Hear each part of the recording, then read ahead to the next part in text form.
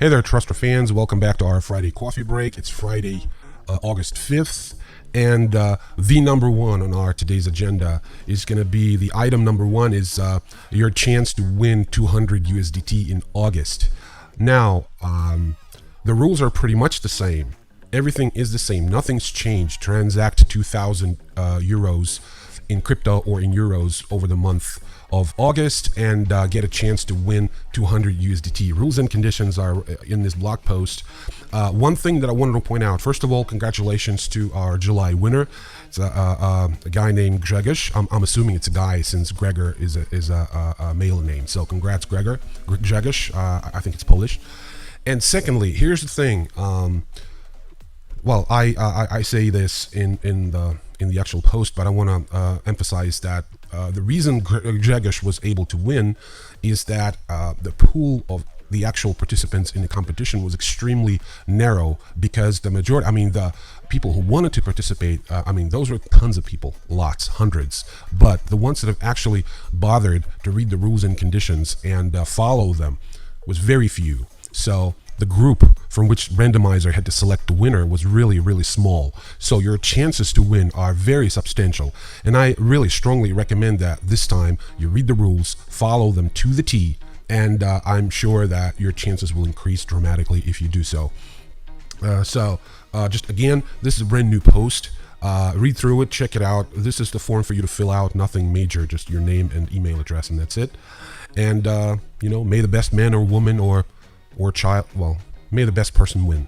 One other thing that I wanted to point out, just basically give you the link to our TikTok channel. We've decided to do this thing because, well, first of all, it's really cool. We love it. We love doing this. I love producing videos for TikTok. It's not as much work as I put in when producing videos for YouTube. And more importantly, it's a lot more fun. So check out our channel. Hopefully you will sign up for it. Hopefully you will follow us on TikTok. It's actually, the reason we got involved with TikTok is that it's no secret that this platform is surpassing Instagram when it comes to popularity. And it's actually really interesting because I don't know if you noticed or not, I know I certainly have, that Instagram is basically copying the TikTok format, and they roll out this experiment. Well, this is not a brand new post, but it's been happening for a few weeks, and now, just jumping ahead of myself, this experiment sort of been canceled.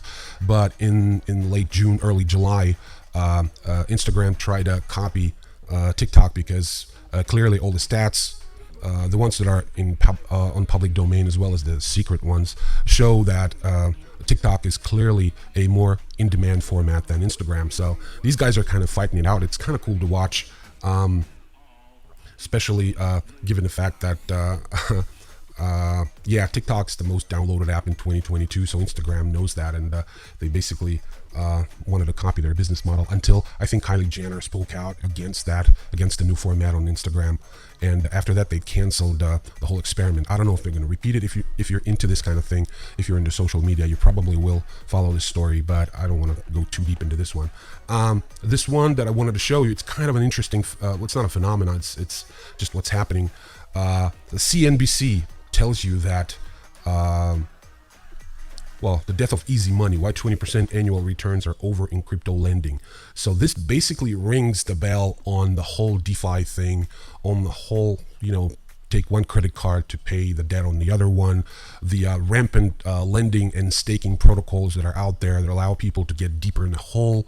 And because of those protocols, when companies like 3AC and BlockFi and others are basically lending the borrowed capital, lending out to, other companies, and those in turn lend it out to staking protocols, and those staking protocols in turn airdrop those, free assets on people like you and I, and it's just basically a huge, very abrasive, very brazen Ponzi scheme. So on the one hand, CNBC tells you that it's over.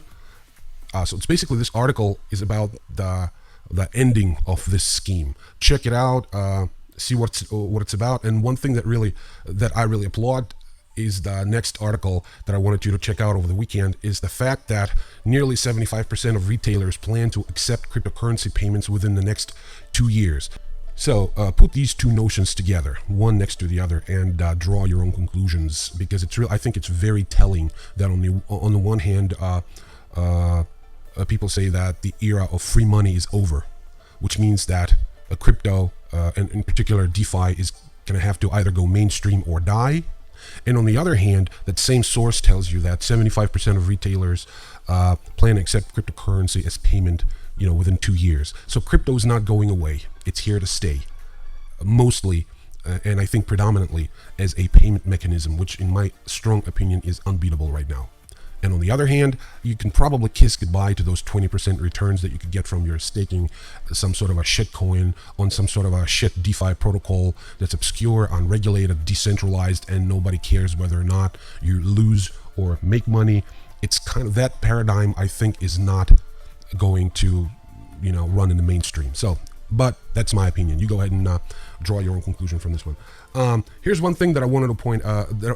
Here's another thing that I think is very important. The next report from Chainalysis came out in late July. I don't know if you had a chance to download it. Probably not. But this one is easily downloadable. I'm gonna put a link to this one in the description. I strongly recommend that you fill in your information and download this report, because it's a really fascinating read. It's kind of lengthy, but it's very well illustrated. It's got plenty of graphs, lots of very, very important and very relevant, very pertinent information when it comes to the crypto markets in 22 and some prognosis for the following years. So check that out. I think it's important. This is the blog by Molly White.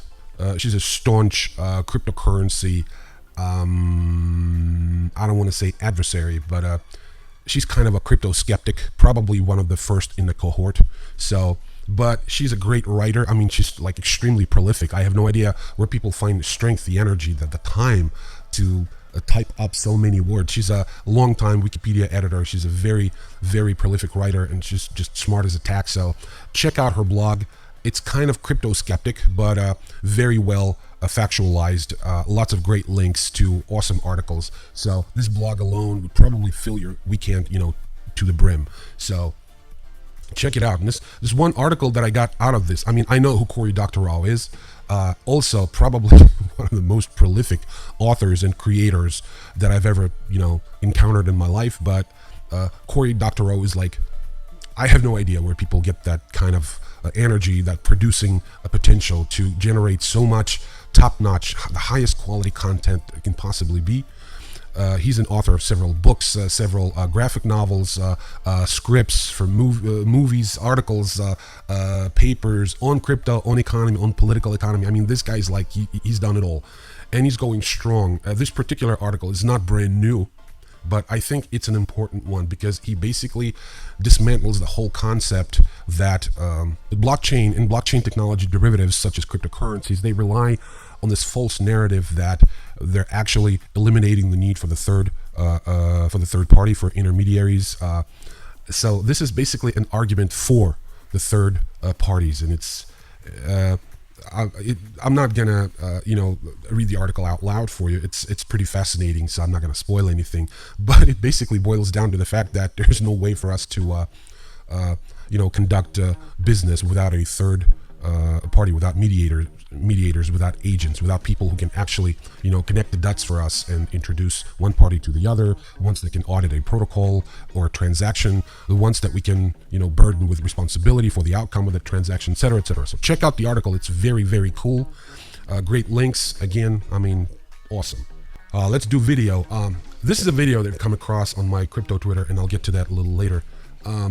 So this, I think, in my opinion, let me just put that on. There's no real sound, so I'm gonna put my speech in the background. This guy used Oculus to basically virtualize his home experience. And judging by this, there are 2 points that I wanted to make. Point number one is I really have no idea why. I mean, unless, God forbid, you're an unwell, you're an invalid, you're a paralyzed person, or some sort of a delinquent in life. Someone who can't experience life in full. So you'd have to have something like this. That the why is, according to Morpheus, is probably the most important question in life. Why? Why are you doing this? Why do we need it? And the point number two about this video that I wanted to make is that I think we got excited about metaverse just way too early. I think the technology is not there yet. I don't see a clear use case for it other than buying virtual land and just playing with this thing. I mean, other than that, I have no idea why would you want to experience a meeting, for example, in virtual reality rather than over Zoom, where you can actually zoom out, basically switch off your screen and sound and do something else if you don't want to participate in a meeting. Something that you cannot do, at a virtual meeting where you actually have to, display your virtual presence. So anyway, so I think this channel is way cooler. It's called Panoply Vase Animation Project. It's I think it's criminally underrated. It's only got 1,200 subscribers and it goes way back to 2015, 2016, I think. There's some miserable numbers of views. There's only one that's really sort of taken the internet by storm. This one is the Greek warriors, the hoplites, the ones that have fought, animating paintings on ancient Greeks' vases. I mean, that these drawings are absolutely marvelous, and I think it's criminally underviewed, this particular channel. I mean, I don't want to go back to the channel's dashboard, but it's got like 300, 400 views in each video. This one has taken the internet by storm. It's got 118,000 views that date back to 2014. So it's not brand new by no means, but I think it's fascinating that these people have actually taken the time to give the second life to the ancient Greek cultural paradigm. I think they're doing this for a number of museums and for universities and lectures, and so I think it's very cool. I don't want to spoil anything for you. Check that out. I think you will be thoroughly amused, in fact amazed, and very well educated, because it's really kind of cool. Like, they're going through that the sacrifice and everything. They're checking out some bull's liver for the right streaks and drops of blood or whatever. It's very, very cool. Okay, so let's go through my crypto Twitter, shall we? It's a pretty cool article by Emmy Castor. Check that out. It's got if you're following the space, you know that crypto miners are kind of at a dilemma right now. The mining, the way it used to be, is no longer possible for financial reasons. I talked about it in the beginning of the video. You're no longer able to stake the loan that you've taken out for your to buy equipment and get a 20% return, so you can compensate that with the mined Bitcoin and then get some. It's just no longer an option. So they have to really reconcile a lot of troubles with the space, the cost of Bitcoin, the cost of mining, the energy output. It really is a mess. So check out the article. Okay, wow, love this tweet. Haven't read the article. I'll be honest with you, I'm going to read it later on this weekend, but $10 trillion asset manager will leverage Coinbase Prime to offer Bitcoin trading and custody services to institutional investors. BlackRock is a major name on the stock market, and if it gets involved in over-the-counter Bitcoin trading and it offers options on that to its clients, it's a step in the very right direction when it comes to Bitcoin as an asset.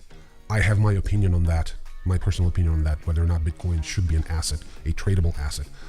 But that's beside the point. Check out the article. I'm going to read that as soon as I'm done with this video. This publication by Open Mind has very little to do with crypto or markets, but I love the magazine. I love this publication, so I'm going to post it up anyway. Check it out. Check out the article, A Pandemic Playbook. It's not about COVID, it's about smallpox. But it gives you a very interesting overview of what pandemic has been throughout the human history, how it affected us as a species, as a society, and it's kind of a cool read. So if you do this over the weekend, let me know if you like the article.